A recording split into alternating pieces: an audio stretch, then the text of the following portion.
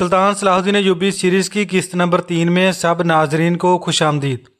ناظرین، جب سلطان صلاح الدین ایوبی پر اس کے چوکیداروں نے حملہ کیا تو سلطان صلاح الدین ایوبی نے اپنے اوپر حملہ کرنے والے پہلے فدائی کی گردن پر تلوار رکھ کر پوچھا کہ کون ہو تم اور تم کو کس نے بھیجا ہے؟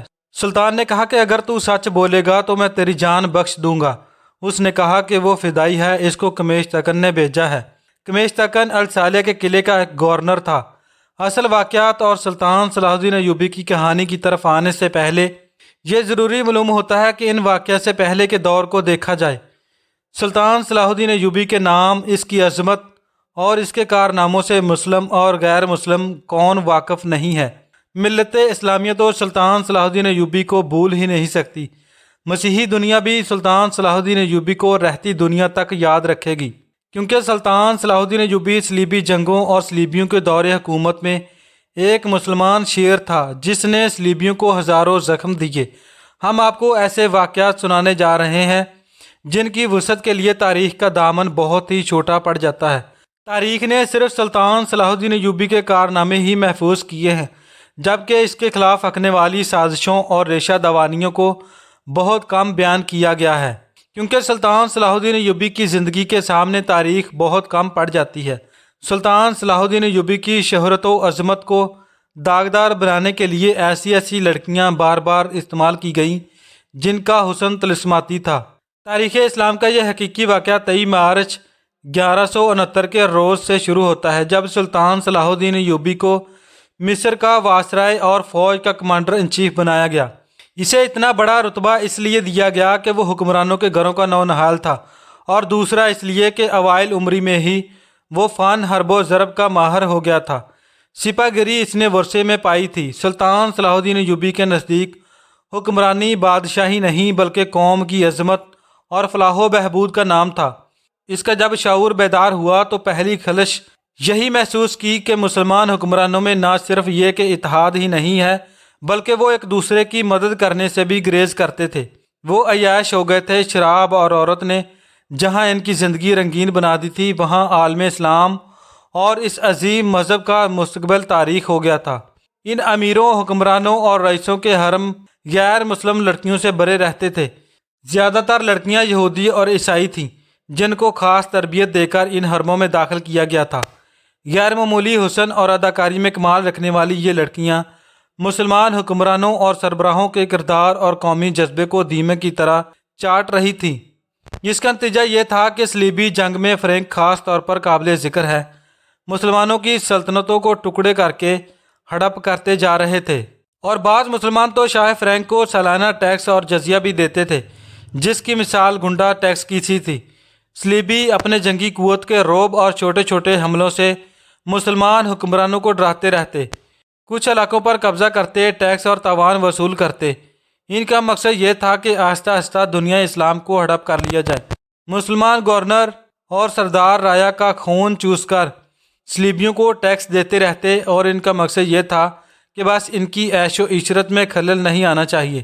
فرقہ پرستی کے بیچ بو دیے گئے تھے۔ ان میں سب سے زیادہ خطرناک فرقہ حسن بن سبا کا تھا، جو سلطان صلاح الدین ایوبی کی جوانی سے ایک صدی پہلے وجود میں آیا تھا۔ یہ مفاد پرستوں کا ٹولہ تھا۔ بے حد خطرناک اور پراسرار لوگ اپنے آپ کو فدائی کہلاتے تھے، جو بعد میں حشیشن کے نام سے مشہور ہوئے، کیونکہ وہ حشیشن نامی ایک نشہ آور شے سے دوسروں کو اپنے جال میں پھنساتے تھے۔ سلطان صلاح الدین ایوبی نے مدرسہ نظام الملک میں تعلیم حاصل کی۔ یاد رہے کہ نظام الملک دنیا اسلام کے ایک وزیر تھے۔ یہ مدرسہ انہوں نے تعمیر کیا تھا، جس میں اسلامی تعلیم دی جاتی تھی اور بچوں کو اسلامی تاریخ اور نظریات سے بہرہ کیا جاتا۔ ایک مورخ ابن الاطہر کے مطابق نظام الملک حسن بن سبا کے فدائیوں کا پہلا شکار ہوئے تھے، کیونکہ وہ رومیوں کی تصحیح پسندی کی راہ میں چٹان بنے ہوئے تھے۔ رومیوں نے 1091 عیسوی میں انہیں فدائیوں کے ہاتھوں قتل کرا دیا، تاہم ان کا مدرسہ قائم رہا اور سلطان صلاح الدین ایوبی نے وہیں تعلیم حاصل کی۔ اسی عمر میں سپہ گیری کی تربیت اپنے خاندان کے بڑوں سے لی۔ نور الدین زنگی نے اس کو جنگی چالیں سکھائی، ملک کے انتظامات کے سبق سکھائے اور سفارتکاری میں مہارت دی۔ اس تعلیم و تربیت نے اس کے اندر وہ جذبہ پیدا کیا جس نے آگے چل کر صلیبیوں کے لیے سلطان کو بجلی بنا دیا۔ جوانی میں ہی اس نے وہ مہارت، ذہانت اور اہلیت حاصل کی تھی جو ایک سالار اعظم کے لیے اہم ہوتی ہے۔ سلطان صلاح الدین ایوبی نے فن حرب و ضرب میں جاسوس، گوریلا اور کمانڈو آپریشنز کو خصوصی اہمیت دی۔ اس نے دیکھ لیا تھا کہ صلیبی جاسوسی کے میدان میں آگے نکل گئے تھے اور وہ مسلمانوں کے نظریات پر نہایت کارگر حملے کر رہے تھے۔ سلطان صلاح الدین نظریات کے محاذ پر لڑنا چاہتا تھا جس میں تلوار استعمال نہیں ہوتی تھی۔ سلطان صلاح الدین ایوبی کی اس سیریز میں آپ آگے چل کر سنیں گے کہ سلطان صلاح الدین ایوبی کی تلوار کا وار تو گہرا ہوتا ہی تھا، لیکن اس کی محبت کا وار تلوار سے بھی زیادہ مارتا تھا۔ اس کے لیے تحمل اور بردباری کی ضرورت ہوتی تھی جو سلطان صلاح الدین ایوبی نے جوانی میں ہی خود کے اندر پیدا کر لی تھی۔ سلطان صلاح الدین ایوبی کو جب مصر کا وائسرائے بنا کر بھیجا گیا تو وہاں پر سینئر عہدیداروں نے آسمان سر پر اٹھا لیا، کیونکہ وہ سب اس عہدے کی آس لگائے بیٹھے تھے۔ ان کی نظر میں سلطان صلاح الدین ایوبی طفل مکتب تھا، لیکن جب سلطان صلاح الدین ایوبی نے ان کا سامنا کیا اور باتیں سنی تو ان کا احتجاج سرد پڑ گیا۔ یورپین مورخ لینپول کے مطابق سلطان صلاح الدین ایوبی ڈسپلن کا بہت ہی سخت ثابت ہوا۔ اس نے تفریح، عیاشی اور آرام کو اپنے اور فوج کے لیے حرام قرار دیا۔ اس نے اپنی تمام جسمانی اور ذہنی قوت صرف اس میں خرچ کی کہ ملت اسلامی کو پھر سے ایک کر سکیں اور صلیبیوں کو یہاں کی سرزمین سے نکال سکیں۔ سلطان صلاح الدین ایوبی فلسطین پر ہر قیمت پر قبضہ کرنا چاہتا تھا اور یہی مقاصد سلطان صلاح الدین ایوبی نے اپنی فوج کو دیے تھے۔ مصر کا وائسرائے بن کر سلطان نے کہا، اللہ نے مجھے مصر کی سرزمین دی ہے اور اللہ ہی مجھے فلسطین بھی عطا کرے گا۔ مگر مصر پہنچ کر سلطان پر انکشاف ہوا کہ اس کا مقابلہ صرف صلیبیوں سے نہیں ہے بلکہ اس کے اپنے مسلمان بھائیوں نے اس کی راہ میں بڑے بڑے حسین جال بنا رکھے ہیں جو صلیبیوں کے عزائم اور جنگی قوتوں سے زیادہ خطرناک تھے۔ مصر میں جن لوگوں نے سلطان کا استقبال کیا ان میں ایک ناجی نامی سالار بہت اہمیت کا حامل تھا۔ سلطان نے سب کو سر سے پاؤں تک دیکھا۔ سلطان کے ہونٹوں پر مسکراہٹ اور زبان پر پیار کی چاشنی تھی۔ بعض پرانے افسروں نے سلطان کو ایسی نظروں سے دیکھا جن میں طنز اور تمسخر تھی۔ وہ صرف سلطان صلاح الدین ایوبی کے نام سے واقف تھے یا یہ کہ ایک شاہی خاندان کا فرد ہے اور اپنے چچا کا جانشین ہے۔ وہ یہ بھی جانتے تھے کہ نور الدین زنگی کے ساتھ سلطان صلاح الدین ایوبی کا کیا رشتہ ہے۔ ان سب کی نگاہوں میں سلطان صلاح الدین ایوبی کی اہمیت بس اس کے خاندانی بیک گراؤنڈ کی وجہ سے تھی، یا صرف یہ کہ وہ ایک مصر کا وائسرائے بن کر آیا ہے۔ اس کے سوا انہوں نے سلطان صلاح الدین ایوبی کو کوئی وقت نہیں دی۔ ایک بوڑھے افسر نے اپنے ساتھ کھڑے افسر کے کان میں یہ کہا کہ یہ تو بچہ ہے، ہم اسے پال لیں گے۔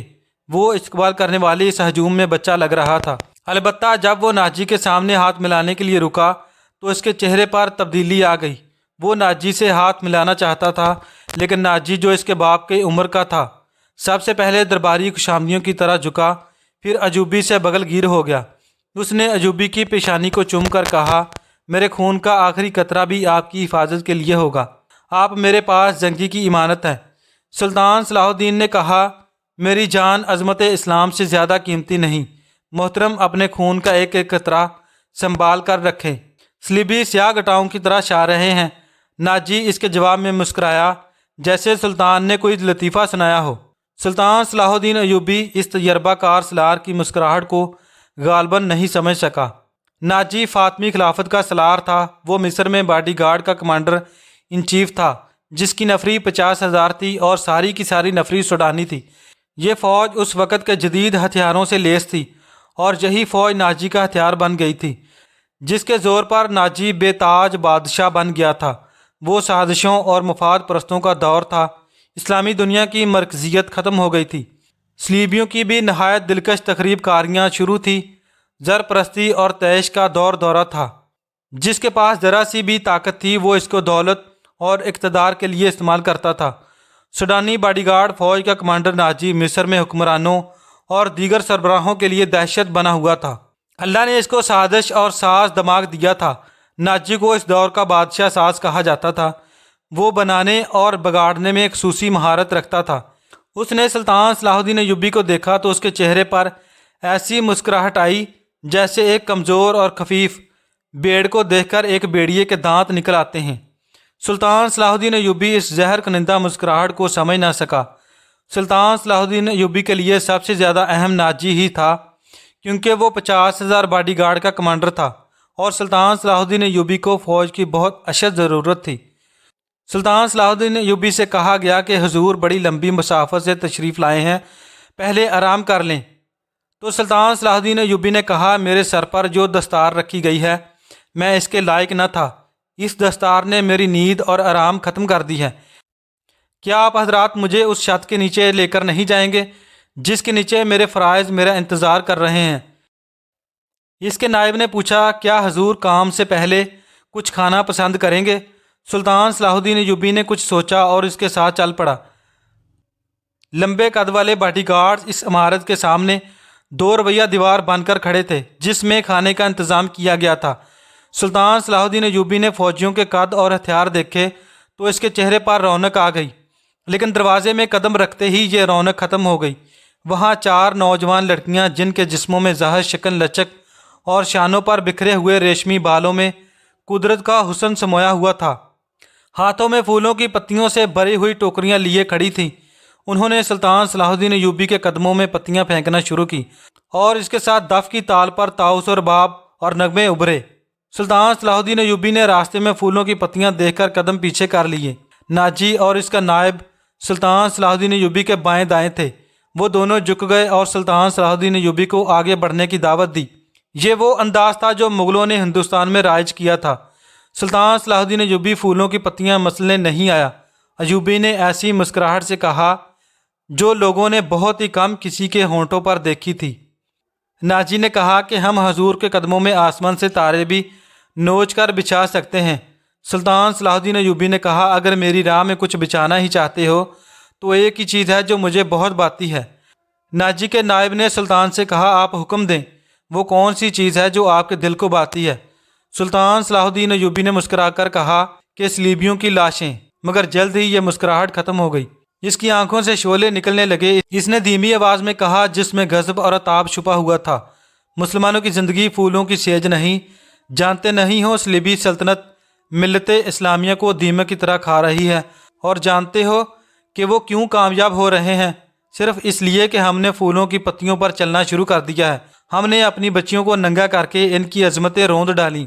میری نظریں فلسطین پر لگی ہوئی ہیں اور تم میری راہ میں پھول ڈال کر مصر سے بھی اسلامی جھنڈا اتروا دینا چاہتے ہو۔ سلطان صلاح الدین ایوبی نے سب کو ایک نظر سے دیکھا اور دبدبے سے کہا اٹھا لو یہ پھول میرے راستے سے، میں نے ان پر قدم رکھا تو میری روح چھلنی ہو جائے گی۔ ہٹا دو ان لڑکیوں کو میری آنکھوں سے، ایسا نہ ہو کہ کہیں میری تلوار ان کی زلفوں میں الجھ کر بیکار ہو جائے۔ ناظرین بقیہ انشاءاللہ تعالی اگلی قسطوں میں، باقی قسطیں بھی سننے کے لیے چینل کو سبسکرائب کریں اور یہ ویڈیو ہر مسلمان تک ضرور پہنچائیں تاکہ ہر انسان کے اندر سلطان صلاح الدین ایوبی جیسا جذبہ پیدا ہو۔ ناظرین اللہ تعالیٰ کے 99 ناموں میں سے ایک نام کمنٹ باکس میں ضرور ٹائپ کریں۔ شکریہ، اللہ حافظ۔